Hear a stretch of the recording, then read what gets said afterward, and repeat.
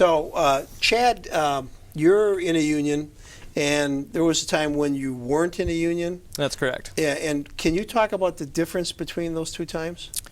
I feel like people credit the union as being better when it comes to skilled trades, and I don't think that's the most accurate way to put it. I think that when you look at collegiate football teams, that you have a player on a school that's not as well known that can be just as good on a school that's very well known. So it's not to say that there's a real skill discrepancy. It's just that the team that offers the more incentive for stardom has a whole team of above average players as well. Okay. So it's not to take away from the non-union guys being not as talented. It's just to say that there's a broader range of it. So what you're saying is that people want to get in a union, and the union typically filters in a lot of people who have high skill levels or motivation. Well, Ziggy, we are a capitalist economy. Yeah. And throughout every other sector of the economy, we can look at pay as incentive to get skill. Yeah. You know, whether it's CEOs or executive pay, right down to school districts. You know, we link everything with that, and that carries over to the building trades. Okay. I know you're a person who's been involved in negotiating for union benefits, and contracts are sometimes contentious or whatever. In this modern time, what is that like now? It was a first experience for me, but truthfully, when I left my non-union job, I was in a very good position. I was getting above average raises. I wasn't laid off. I could kind of punch my own ticket. But there was a series of different events happened that made me realize it was other people's ignorance that was going to put my life at risk. It wasn't anything I could do myself. And it caused me to think a lot more about the union than just the paycheck and the job stability of it. And after doing some digging, I said, you know what, I really want to be a dog in that fight. Okay. And so almost 10 years ago, I set my sights on the fact that I was going to be an activist, not just a member, and that I was going to do everything I could to make sure that opportunity increased for everyone. And being a part of the negotiating team this time around, we just secured our best contract ever in the 125 history of Local 85. That was pretty exciting. Wow. On my end, that was my first foray into the arena, you know. And looking back on it in hindsight and saying that was my goal, was to be able to change not just my own future, but look around me and say that I'm securing the conditions and the safety of everybody I'm working around. And to me, it felt very gratifying that in that bargaining room I was able to do that. Yeah. So all boats rise when the union boats rise. Absolutely. Yeah. I mean, if it ends up that you, again, turning to capitalism, you look at companies and they say, hey man, sorry, we charge what the market will bear. If you're somebody whose product is your talent, as it is in the skilled trades, that's your product you're selling, and you need to charge what the market will bear. If it ends up that you have major metropolitans where, you know, I think out towards California, they're at $77 an hour. But we're not going to have that here, and it's all market share driven. Mm-hmm. If you don't have the market share, you don't have the bargaining power, you don't have what people need to do business. But again, with capitalism, you kind of get the feeling, paying attention to what's going on in the news, that it's something you as a worker are supposed to feel bad about, that you're being greedy. Yeah. But that business doesn't. And business people can be greedy. Union people are not supposed to be, Yeah, it's right? ridiculous, man. It really is. So I hear this word socialism thrown around when people talk about unions. How do you see that? I think socialism is misunderstood on its own anyway. And that does have a shared misunderstanding with unions. A a union is first and foremost a democracy. And there's a lot of people that feel misrepresented by their union because things didn't go the way they thought they would go. And there you carry over the socialism badge as well, saying it's just for the good of the whole and I didn't really have a say.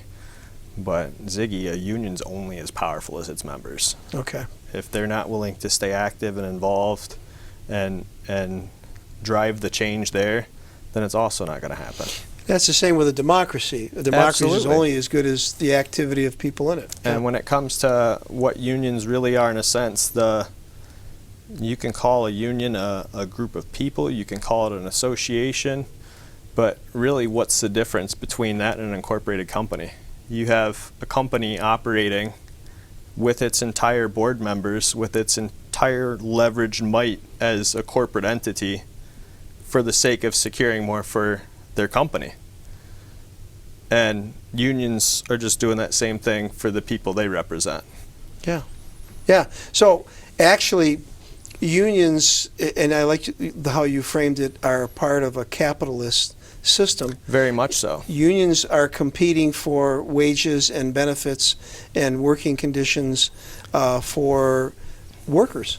And I feel another misunderstood talking point there is there's been several states that have discussed prevailing wage and how it's a ripoff for the taxpayers. Mm-hmm.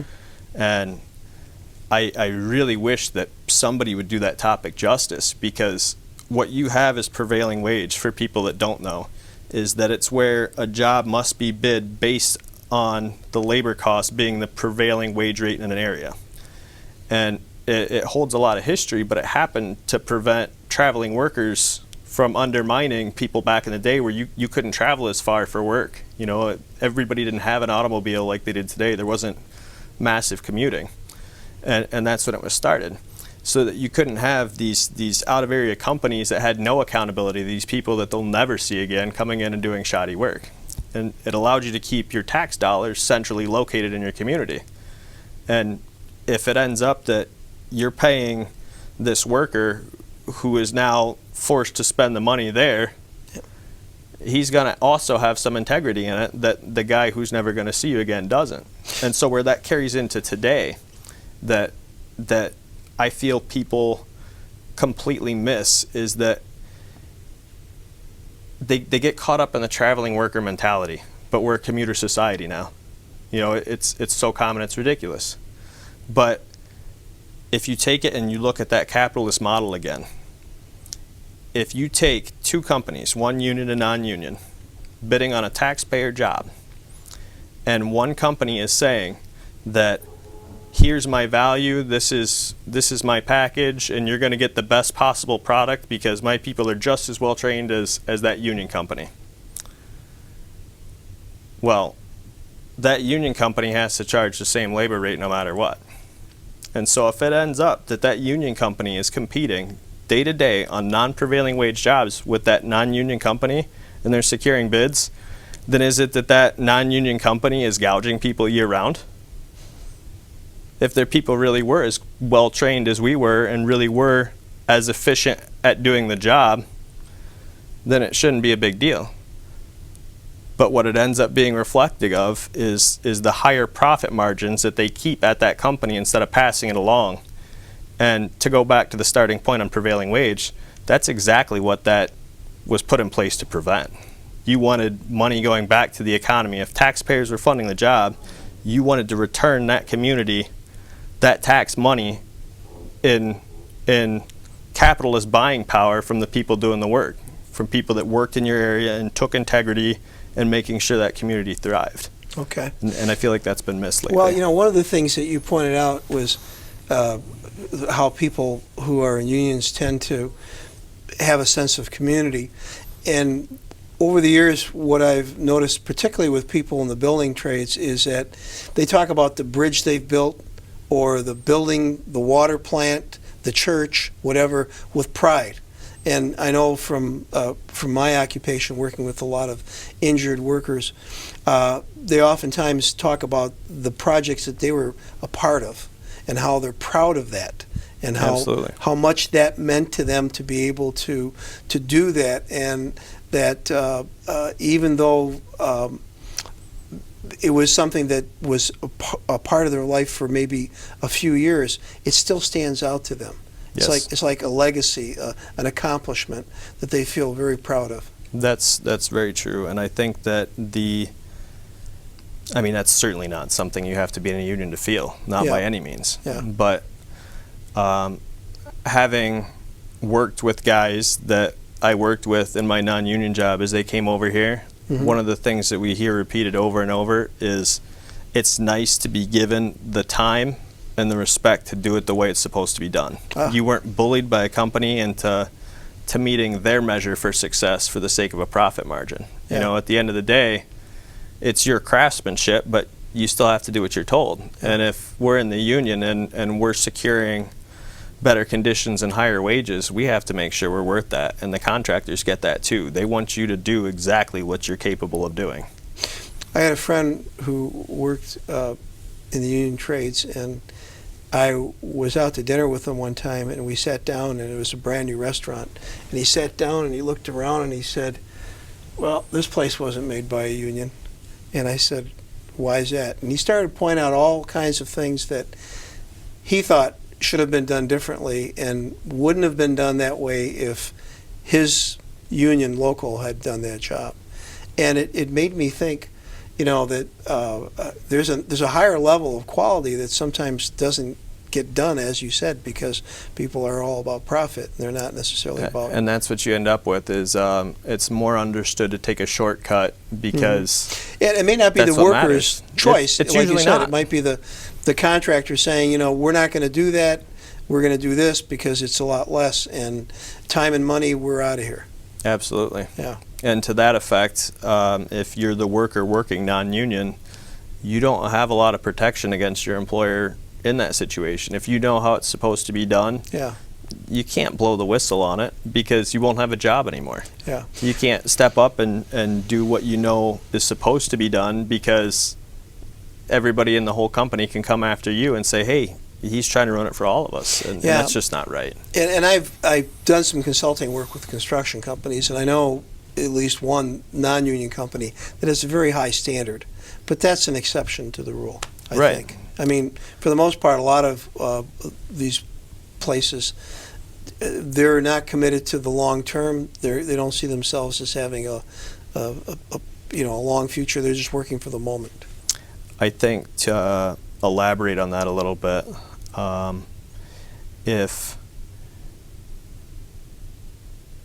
if you take a company that is able to treat their workers great, like that is what we would ideally, even in unions, like to see. Like, I don't want to have to make you be a good person.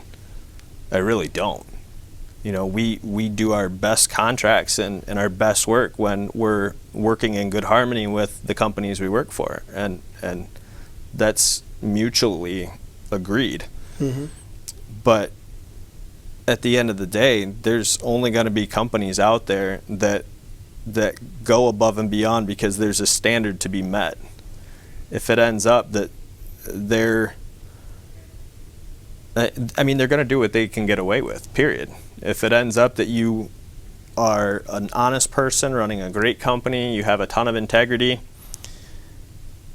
when it comes to the end of the day and you're trying to figure out what your recharge rate is and how you're going to bid work and how you're going to assemble the product of your workforce, you're basing it on something. And when the union usually sets the prevailing wage, that's your something. Okay. It's a metric to start with. You have to do it somewhere. Why should young people, and at your age or younger, want to join a union in your estimation? Why should somebody consider that important? I feel like that really depends on the sector. Unions cover so many different things, and each one is different. And people quintessentially point out UAW and how the guy that puts a sticker on a truck might make the same as the guy on the assembly line busting his butt every day. But somewhere some company agreed to that. They said, I think that's fair. And somebody was able to bargain for that based on performance. And when people point out stuff like that, we point out how the conditions that you get there are absolutely not conditions that you're going to get in building trades. If it ends up that you think you're going to be able to show up to work and make a good wage just sitting around and that you've got protection, but I got news for you. And people that like to point out all the stories of family members that have been in union jobs where they couldn't lay off somebody they needed to lay off because the union was there to protect them. I've been laid off twice in the same week by the same contractor who called me back the very next day and said, hey, we need this and this and this. But as a representative of my union, that's our product, is our manpower.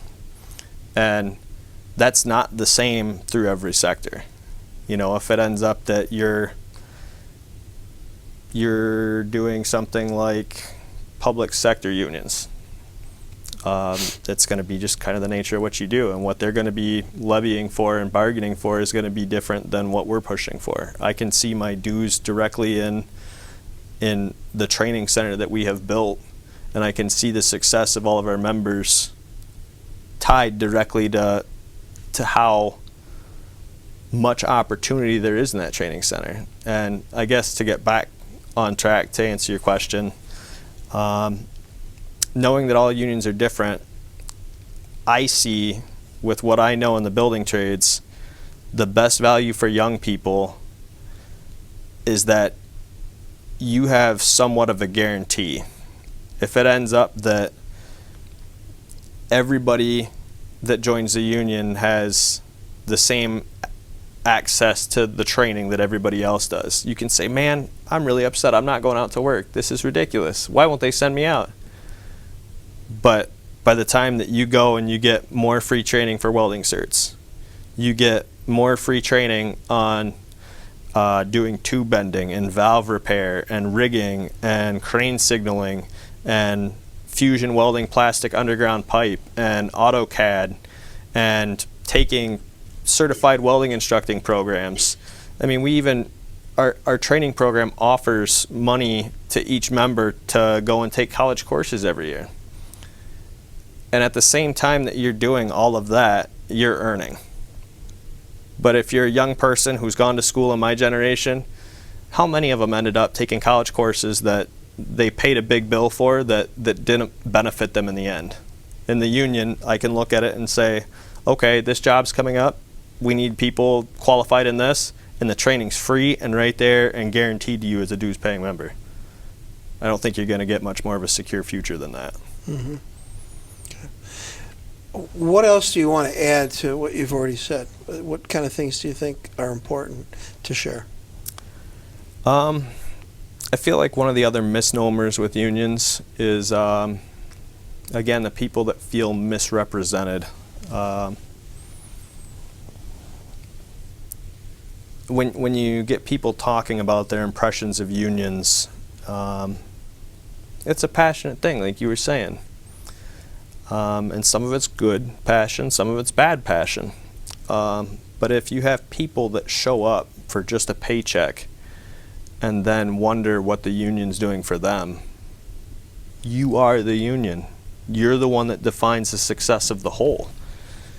And unfortunately, you can take these same people and put them in a non-union job where they're told this is just the way it is, and somehow they're happier. You can offer them diminished conditions.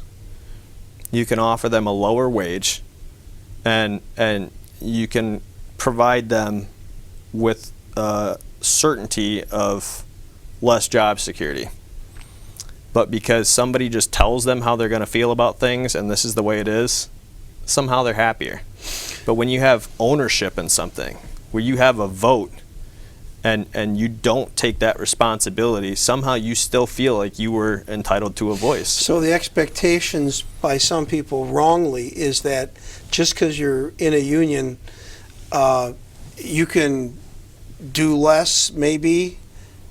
As a member of my bargaining committee, my strength as a bargaining unit is hindered or bolstered by the craftsmanship and the ability and the work ethic and the pride that my membership takes in what it is they do. So if I understand this correctly, all these local union groups are basically cousins to a bigger union. And some cousins are better than others. And when we look at unions, we can't look at them as a monolith, as they're all the same. They're like any other occupation. There's some that are good, some that aren't. The ones that are good are outstanding. The ones that maybe aren't so good, they probably need some training. They need to work on improving. It's not even necessarily all training based. I mean, sometimes you have, just like I said with the sports teams, you have people that play really well together. Okay. And That's a good way to look at it. Yeah. Yeah, and with that, it's not even linked to particular sectors. If it ends up that you look at, say, fraternities in college, there's going to be some that'll carry you further than others, and just name alone. But just like unions, it's not guaranteed that because you're in a fraternity that it's just going to be the thing to do to get you as far as you can go in life. Sure. You know, it's a choice. And a union is a gathering of people with a common purpose and ideally looking out for each other, but also, as you said, turning out something that is of value to somebody who wants to give them some money for their effort. you can have a union anywhere. Okay. But where unions typically end up today are areas where the collective whole needs to stick together because of one reason or another. If it ends up that you had a world that was full of great companies that treated people well and didn't make any attempts at wage theft or unsafe working conditions, you wouldn't need a union. If it ended up that everybody just gave cost of living increases and then some for performance, you wouldn't need a union. But the bottom line is that everybody in America cuts their own ticket. And when it comes to what a union does for you, whether it's securing a safer work environment, whether it's securing better ergonomic practices, or whether it's securing higher wages, the union's ability to do that has everything to do with what the risk in the sector was and what needed to be achieved. If it's already safe, you can't argue for a more safe working condition. If it already pays well, you're not going to get that much more. But if it ends up that you're stuck in a stagnant job with a dim future where they keep saying over and over and over, well, you know, if we did just a little bit better, then we'd be able to give you a raise. Well, who determined that? Who set that goal? You did, not me. We achieved more than what we thought was possible until you said it wasn't. And in those sectors, that's where a union really benefits people, whether it's for working conditions or wages. Okay. So in many ways, a union actually brings up the living standards for its members, but also the product, whatever it is, or the service, whatever it is, because of its collective influence. It's not just collective influence, but I think it's also a representation of, again, that economic model of attracting the best talent. If it ends up that you're a rock star at what it is you do for a living, are you going to have better luck selling yourself and just yourself against the whole company over and over and over again? Or are you going to do a good job doing that maybe with somebody else that's just as good as you, and somebody else yet, and somebody else yet? And so, sure, there's going to be weaker members. There's with everything. But at the end of the day, I get a lot of satisfaction knowing that he's doing something to make this unit whole. You know, whether that's being there to brighten somebody's day, whether it's just the best opportunity he had and it was bringing his family up from a lower class life than he would have had before. You know, that's a better opportunity for the next generation. And if I hold the same chances of securing my future and my wage arguing for just me, or I could help out somebody like that as well, but I would much rather see that everybody grows. Okay. All right. Very good. One last thing, and maybe you can add something to this. It seems as if unions have had a lot of male kind of leadership, or it's been, in many cases, occupied by males. Do you see that changing? Is there a dynamic that is opening the door for the other gender? I think you've seen an evolution in the American economy as a whole, and unfortunately, I don't know a lot about sectors outside of the building trades, but I feel that if you take somebody that is generally looked at as they don't have the same opportunities like you're speaking of with women in regards to the building trades. What we offer is the same protection to every member, and what we offer is the same training to every member. And with that, there's no regard to age or gender or religious preference, whatever have you. And to that point, I think it's still your ticket to punch. If it ends up that you're good at what you do and people realize that it's their strongest players that are going to cut the best deal for the whole, the cream's always going to rise to the top. And it's not going to matter who or what you are. When I left the non-union company, I was told by the superintendent that he understands me leaving, but I was never going to make it in the union, and I wasn't going to rise to be anything. And so to please keep his number, and if I ever change my mind, to give him a call. And I'd love to run into him, because since then I ended up representing our local in the state welding competition where I took second.